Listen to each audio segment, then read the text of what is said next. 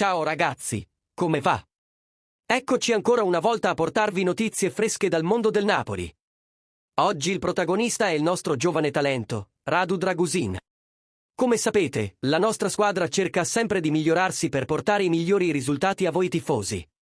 E Dragusin è la prova vivente. L'agente del giocatore, Florin Manea, ha rivelato in un'intervista a TV Play che c'erano degli osservatori del Napoli all'ultima partita della Romania, contro l'Ucraina. E cosa sono andati a vedere? Sì, avete indovinato. Il nostro Dragusin ha brillato in campo, aiutando la squadra rumena a vincere per 3-0.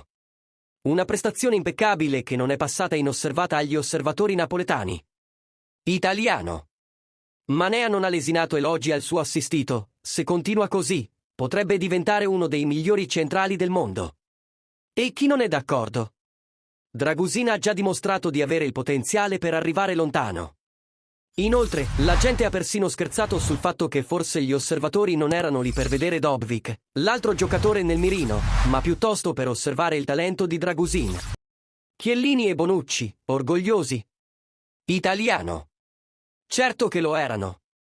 Le due stelle della Juventus, che sono state importanti per la crescita di Dragusin durante il suo periodo in squadra, sono certamente orgogliose di vedere il giovane talento che è diventato.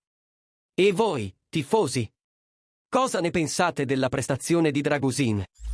Lasciate un commento qui sotto e diteci se pensate che abbia un futuro al Napoli.